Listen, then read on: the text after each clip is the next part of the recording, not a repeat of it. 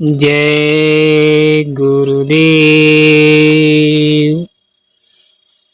एक बार धर्मराज युधिष्ठिर ने भगवान श्री कृष्ण से पूछा, भगवान, विष्णु भगवान की एक ऐसी माया है जो सारे जगत को मोहित कर देती है, और इस रहस्य को जानने के लिए हमारी बड़ी इच्छा हो रही है कि हम भी देखें और जानें भगवान विष्णु की मनमोहित माया क्या है।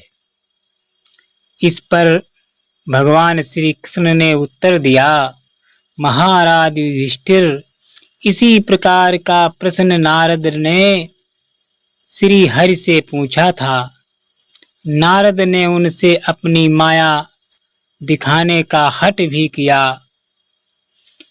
इस पर श्री विष्णु ने नारद जी की अभिलाषा को टालते हुए कहा, माया से आप क्या काम है? माया से आपका क्या काम है मुनिवर? ये तो सांसारिक मोह में फंसे जीवों के लिए है, आप कुछ और मांग लें। लेकिन नारद जी विनम्र पूर्वक बोले कि हे प्रभु, मुझे किसी वर की इच्छा नहीं है। भगवान, आप अपनी माया के ही दर्शन कराइए। उसे देखने की इच्छा बड़ी लालित हो रही है। नारद के बार बार आग्रह पर नारायण ने नारद जी की बात स्वीकार कर ली। नारायण ने नारद जी की अंगुली पकड़ ली। अगले ही क्षण वे श्वेतद्वीप नाम के स्थान पर पहुंच गए। इसी क्षण भर में नारायण ने शिखा, जनेऊ, कमंडल, मृगचर्म धारण कर एक वेद पाठी बूढ़े ब्राह्मण का रूप धारण कर चुके थे। भगवान ने नारद जी से कहा, यह तो तीर्थ स्थान जैसा उत्तम लगता है। हमें कन्याकुंभज नाम के इस नगर में प्रवेश से पहले इस सरोवर में स्नान कर लेना चाहिए। ये कहकर भगवान सरोवर में जाकर शीघ्र ही बाहर आ गए। भगवान के पश्चात नारद भी स्नान करने के लिए सरोवर में उतरे। वे नहाकर बाहर निकले तो उन्होंने अपने को दिव्य रूप के दिव्य कन्या के रूप में पाया, जो हर प्रकार से सुंदर व शुभ लक्षणों से संपन्न थी।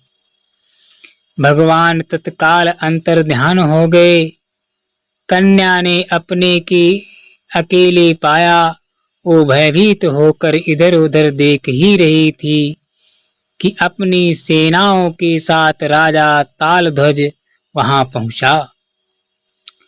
सुंदरी को देखकर राजा को बोला, तुम कौन हो? कहां से आई हो?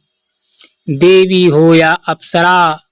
कन्या ने कहा, मेरे माता पिता नहीं हैं, न मेरा विवाह हुआ है, कोई आश्रय नहीं है, अब आपकी ही शरण में हूँ।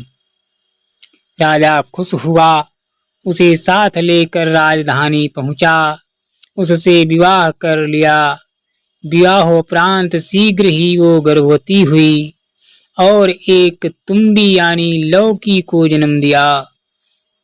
इस लौकी में बीच समान 50 छोटे छोटे दिव्य शरीर वाले बालक थे, जो बहुत बलशाली और युद्ध की कला में पारंगत थे।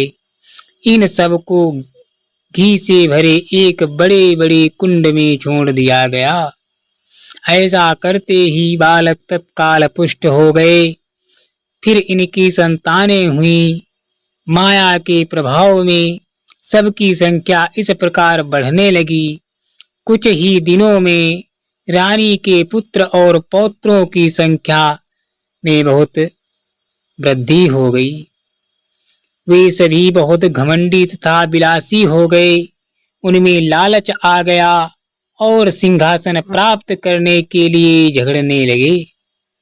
सत्ता के लिए शीघ्र ही एक हिंसक संघर्ष हुआ और कुछ ही दिनों में आपसी लड़ाई के चलते सभी मारे गए। अपने वंश का विनाश देख रानी छाती पीट पीट कर विलाप करने लगी। राजा भी शोक से पीड़ित हो रोने लगा। इसी समय एक ब्राह्मण 2 शिष्यों के साथ वहां आया। ब्राह्मण राजा तथा रानी को उपदेश देने लगा। ब्राह्मण ने कहा, व्यर्थ ही रोते हो, ये सब विष्णु की माया है। विष्णु माया ऐसी है कि सैकड़ों चक्रवर्ती और हजारों इंद्र इसी तरह नष्ट हो जाते हैं, जैसे दीपक को तेज हवा बुझा देती है। रावण त्रिकुट पर्वत जैसे दुर्ग, समुद्र जैसे खाई में घिरी स्वर्णपुरी लंका में रहता था। सभी शास्त्रों और वेदों के ज्ञाता शुक्राचार्य जैसे मंत्री थे। कुबेर का सारा धन उसके पास था। मायावी राक्षसगण जिसके सैनिक थे, वो भी माया के वशीभूत नष्ट हो गया। काल के कोप से युद्ध में, घर में, पर्वत पर, अग्नि में, गुफा में अथवा समुद्र या पाताल में, इंद्रलोक में, मंत्र, औषध, शस्त्र आदि से भी कोई कितनी भी अपनी रक्षा करे नहीं बच सकता। जो होना होता है वो होता ही है। कोई दुख के सागर में गोते खाता, आंसू टपकाता रोता है। कोई प्रसन्न मन नाचता है।